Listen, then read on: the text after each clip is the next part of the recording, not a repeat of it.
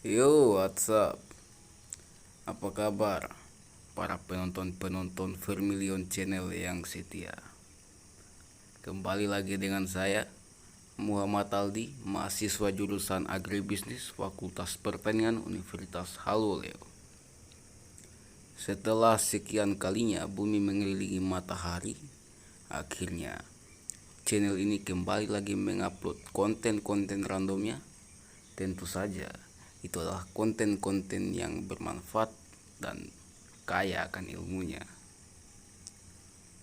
Baik, sebelum kita lanjut ke hidangan utamanya, alangkah baiknya para pendatang-pendatang baru Vermilion Channel bisa like dan subscribe. Tidak lupa untuk aktifkan loncengnya agar tidak ketinggalan konten-konten terbaru dari saya. Seperti yang para tuan-tuan lihat di slide awal ini, kali ini saya akan membahas tentang analisis regresi linear sederhana. Dan terkait tentang analisis regresi linear sederhana ini digunakan ketika Anda ingin memprediksi nilai pada satu variabel berdasarkan nilai variabel lainnya. Berdasarkan asumsi analisis regresi sederhana, kedua variabel harus diukur dalam skala interval atau rasio. Kemudian kedua, hubungan dua variabel linear, artinya mereka saling terhubung. Tiga, independensi observasi. Keempat, tidak ada outlier yang signifikan. Dan kelima, terdistribusi normal. Baik, karena saya juga orang yang terlalu suka untuk berlama-lama terkait tentang teori, kita akan langsung praktekkan saja di contoh soal yang ada di slide. Di situ terdapat data dan seorang peneliti ingin mengetahui hubungan antara kepemimpinan kepala cabang. Yang kepemimpinan kepala cabang ini merupakan variabel X dan hubungannya itu dengan kinerja pegawai, dan kinerja pegawai ini merupakan variabel Y. Data ini diambil dari 15 orang responden ya. Dan untuk langsung kita eksekusi saja ke penyelesaiannya. Bisa dilihat di slide ini. Dalam penyelesaian analisis regresi linear sederhana, terdapat beberapa tahap-tahap atau langkah-langkah yang harus dilakukan untuk mencapai hasil dari analisis ini. Kali ini saya akan menggunakan cara manual, walaupun memang ada cara instan menggunakan software yang beredar di pasaran. Tapi ada langkah baiknya jika kita juga patut untuk mengetahui tentang langkah-langkah yang harus dilakukan dalam melakukan analisis data, seperti analisis regresi linear sederhana ini. Di sini dapat dilihat bahwa data-data yang sebelumnya tadi kita akan buatkan tabel bantu, di mana tabel bantu ini juga berperan penting untuk membantu kita dalam melakukan perhitungan. Pertama itu kita akan menghitung koefisien regresi A. Sebelum itu, untuk tabel bantu ini dibuat dengan 3 kolom tambahan dari sebelumnya, yaitu untuk tabel X kuadrat itu merupakan perkalian dari data X kali X, variabel X kali X, dan hasilnya itu akan ada di X kuadrat. Kemudian untuk Y kuadrat itu merupakan perkalian dari Y kali Y, dan untuk XY itu merupakan perkalian dari X kali Y. Seperti misalnya di tabel ini, di variabel X, perhatikan angka 164 dikali 164 itu hasilnya adalah 26.896, seperti yang tertera di kolom X kuadrat.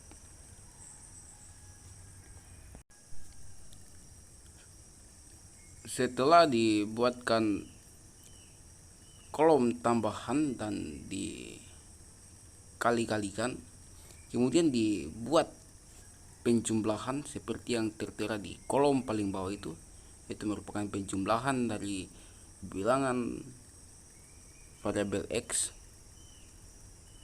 yaitu 2524, variabel Y yaitu 3035, variabel X kuadrat yaitu 427.506, variabel Y kuadrat yaitu 618.761,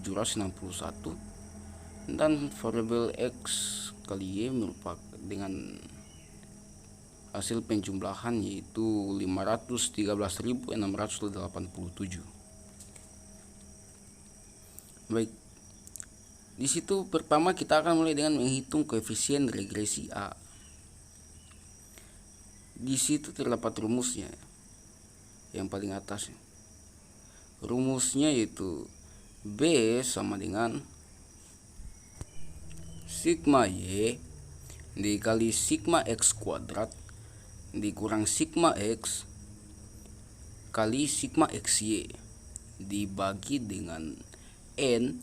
N ini merupakan total dari responden atau orang-orang yang kita ambil datanya, itu jumlah dari para responden ini, itulah N. Di sini N adalah 15 dari 15 orang responden. Kemudian N dikali sigma X kuadrat dikurang sigma X dalam kurung kuadrat. Lanjut, A sama dengan 3035 dikali 427.506 dikurang 2.524 dikali 513.687, dan kemudian dibagi 15. 15 ini N, si N yang saya sebut tadi. Kemudian dikali dengan 427.506.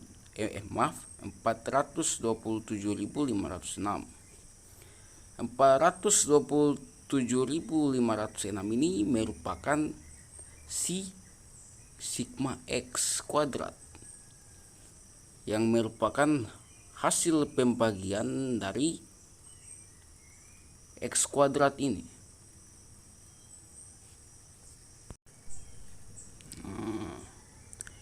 Kemudian 427.506 tadi dikurang dengan 2.524 kuadrat. 2.524 ini dari mana? Nah, itu adalah hasil penjumlahan dari variabel X yang ada di tabel. Perhatikan, itulah fungsi dari tabel bantu yang saya katakan tadi. Ini akan membantu Anda dalam menghitung penyelesaian dari analisis regresi linear sederhana ini. Nah, lanjut lagi. Kemudian A sama dengan banyak kali yang 129.748.000. Itulah istilahnya. Silakan pikirkan sendiri. Intinya angka yang 1 miliar ini, entah 1 miliar atau berapa, ini saya juga sudah cukup rabun. Ini merupakan hasil perkalian dari 3035 dikali dengan 427.506. Hasilnya itu adalah angka yang banyak ini. Berapa nolnya?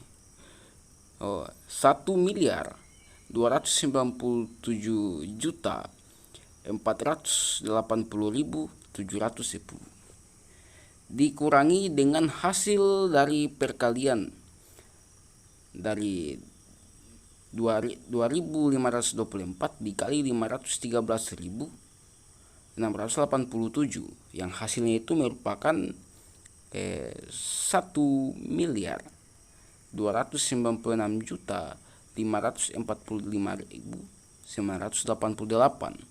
Nah, setelah dikurangi hasilnya adalah 934.722. Dan untuk yang ada di bawahnya itu 6.412.590 dikurangi dengan 6.370.576, itu hasilnya 42.014. Nah, 734.722 ini dibagi dengan 42.014 tadi, sehingga keluarlah hasilnya. Koefisien regresi A nilainya yaitu 22,24. Lebih baik kita bulatkan saja ke 25 ya. Hasilnya itu 24.787, tapi bisa dibulatkan menjadi 22,25.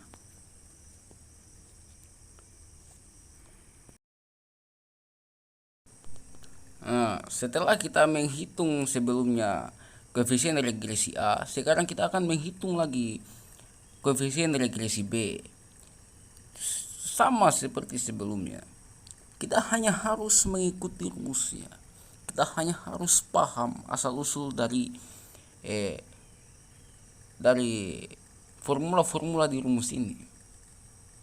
N itu dari mana, sigma xj itu yang mana, sigma x kuadrat itu yang mana, asal kita tahu saja itu. Kemudian di sini untuk rumus dari koefisien regresi B yaitu N dikali sigma xy dikurang dengan sigma x kali sigma y, kemudian dibagi dengan N kali sigma x kuadrat dikurang dengan sigma x dalam kurung kuadrat, yang hasilnya bisa lihat di angka-angka di bawah sama seperti yang saya jelaskan sebelumnya, sehingga hasilnya itu adalah 1,07. Itulah koefisien regresi B-nya. Baik, kita melangkah lagi ke tahap berikutnya. Setelah kita menghitung koefisien regresi A dan koefisien regresi B-nya, kita akan melangkah ke tahap selanjutnya, yaitu menghitung nilai A. Nilai A ini didapatkan dari rata-rata variabel Y dikurang dengan Bx. Nah, si B ini adalah si B yang kita hitung tadi, yang koefisien regresi B. Nah, itulah B-nya. Dan rata-rata dari variabel Y ini bisa didapatkan dari membagi jumlah variabel Y dengan total responden, atau sebut saja si N yang tadi. Jadi di situ bisa kita lihat 202,3 dikurang 1,07. X-nya itu 315,5. Kemudian hasilnya bisa kita lihat. A sama dengan minus 135,285. Setelah itu kita menentukan persamaan regresinya. Untuk menentukan persamaan regresinya ini bisa kita lihat seperti di rumus. Ini adalah hal yang mudah, asal kita sudah menghitung yang tahap-tahap sebelumnya tadi untuk menghasilkan persamaan regresi ini. Rata-rata variabel Y sama dengan A tambah BX. Jadi cara untuk penulisannya itu Y sama dengan minus 135,285, yang minus 135,285 ini merupakan hasil dari hitungan nilai A kita tadi.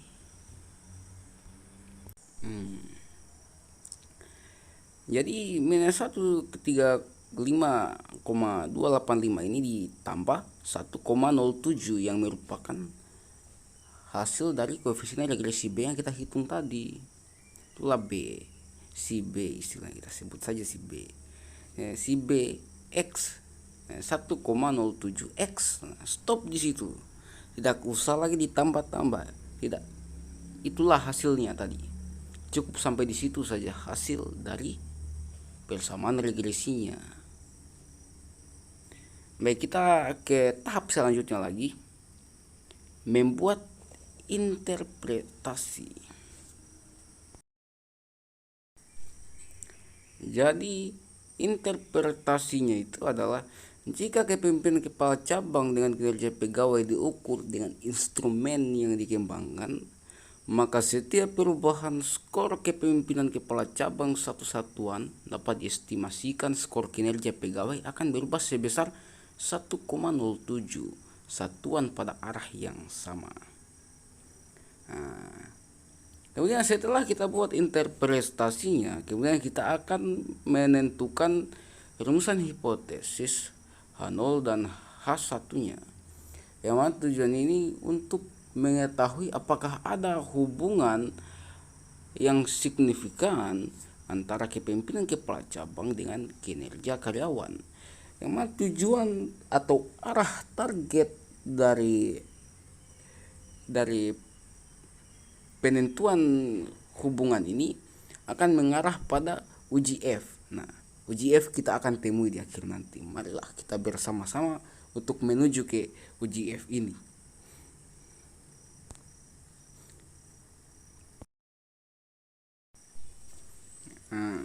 Sebelum kita mencapai uji F, tentu saja ada lagi jalan yang harus kita lalui atau tahap-tahap yang harus kita lewati. Sini terdapat menghitung jumlah kuadrat regresi jk rek A. Jadi jk rek A AB itu sama dengan rumusnya terdapat di slide. Sigma Y dalam kurung kuadrat dibagi dengan N. Si N lagi kita ketemu. Si N ini sama dengan 3035 dalam kurung kuadrat dibagi 15. Dan hasilnya adalah 614.081,7. Setelah jk rek AB dihitung, selanjutnya adalah jk rek BA sama dengan B dikali sigma X Y dikurang sigma X dikali sigma Y dibagi N. Dan inilah tadi pentingnya kita mengikuti tahap langkah-langkahnya, karena di sini kita akan membutuhkan hasil dari koefisien regresi B yang kita hitung tadi. Inilah dia, B sama dengan 1,07. Ini adalah yang kita hitung tadi, sebenarnya saya katakan. Jadi 0,07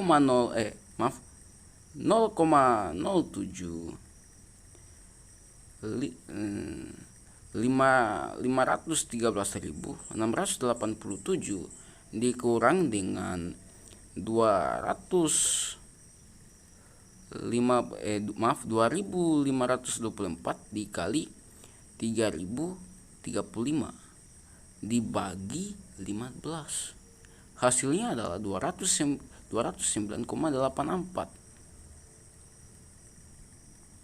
Sebelumnya mohon maaf, ini saya salah tulis ya. Hasilnya harusnya adalah 1,07, saya tulis 0,07. Ya, maklumi saja, tidak ada manusia yang sempurna. Setelah kita menghitung jumlah kuadrat regresinya, kemudian kita akan menghitung jumlah kuadrat residunya. Menjadi rumus kita JK res sama dengan sigma Y2 dikurang JK rek A. JK rek A ini adalah yang kita hitung sebelumnya. JK rek A dikurang JK rek BA. Nah, hasilnya juga kita sudah hitung tadi sebelumnya. Jadi JK res sama dengan 618.761 dikurangi dengan 614.081,7 dikurangi lagi dengan 209,84. Jadi JK resnya itu adalah 4.469,46. Itulah dia JK res atau jumlah kuadrat residu. Nah, kita ke tahap selanjutnya lagi.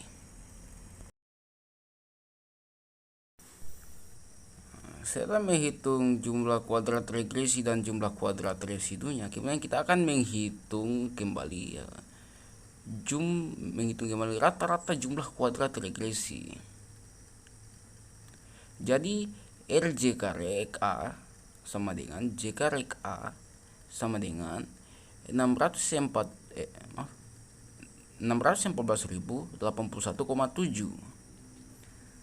Jadi kemudian untuk LJK rek BA nya sama dengan JK rek BA sama dengan 209,84.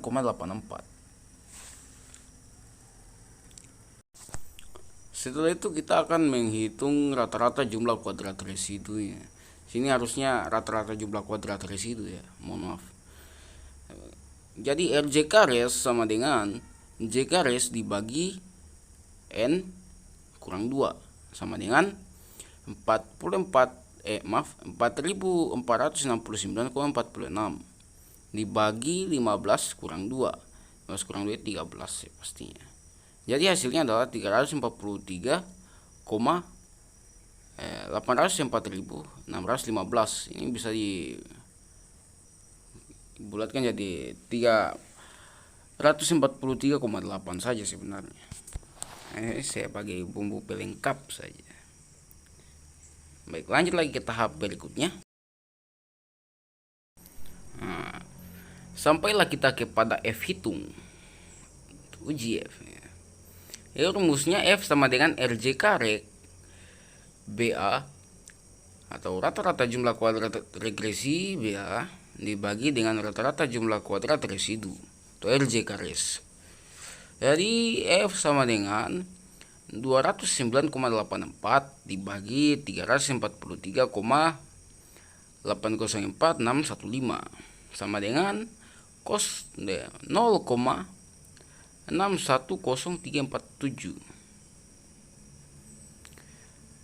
Setelah menentukan F hitungnya, kita akan menentukan lagi nilai F tabelnya. Jadi di sini sudah terdapat nilai DB rek BA sama dengan 1 dan nilai DB res N kurang 2. Jadi untuk nilai F tabelnya yaitu sebesar 4,67. Untuk F tabel bisa dicari di internet, banyak, tidak berubah-berubah.